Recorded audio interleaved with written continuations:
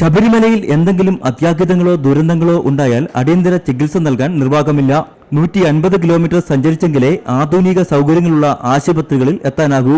ഇവിടെ എത്തണമെങ്കിൽ മണിക്കൂറുകൾ വേണ്ടിവരും. ഇത് പ്രായോഗികമല്ല. സന്നിധാനത്തുള്ളത് ഒരു പ്രാഥമികാരോഗ്യ കേന്ദ്രം മാത്രമാണ്. ദുരന്തങ്ങളുണ്ടായാൽ അടിയന്തര ചികിത്സ നൽകുന്നതിനുള്ള സംവിധാനങ്ങൾ ഇവിടെയില്ല. ഇത് കണക്കിലെടുത്താണ് ശരംകുത്തിയിലും നിലയ്ക്കലിലും ഹെലിപ്പാഡ് നിർമ്മിക്കാൻ പദ്ധതിയിട്ടത്.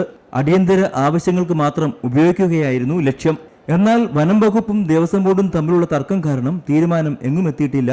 1982 കെ കരുണാകരൻ മുഖ്യമന്ത്രിയായിരിക്കെ ശരംകുത്തിക്ക് സമീപം ഹെലിപ്പാഡ് നിർമ്മിക്കാൻ മരങ്ങൾ മുറിച്ചുമാറ്റിയിരുന്നു. ഇന്ദിരാഗാന്ധിക്ക് ശബരിമലയിൽ എത്തുന്നതിന് വേണ്ടിയാണ് ഹെലിപ്പാഡ് നിർമ്മിച്ചത്. ഇതിനെതിരെ ശക്തമായ എതിർപ്പും ഉയർന്നിരുന്നു. എന്നാൽ സന്നിധാനത്തെ തിരക്ക് വർദ്ധിക്കുകയും പുല്ലുമേട്ടിലുണ്ടായ ദുരന്തവുമാണ് ഹെലിപ്പാഡ് നിർമ്മിക്കണമെന്ന ആവശ്യത്തെ ഇപ്പോൾ ബലപ്പെടുത്തിയിരിക്കുന്നത്. അത്യാഹിതങ്ങളും ദുരന്തങ്ങളും ഉണ്ടായെങ്കിൽ മാത്രമേ സർക്കാർ സംവിധാനങ്ങൾ ഉണർന്നു പ്രവർത്തിക്കുകയുള്ളൂ.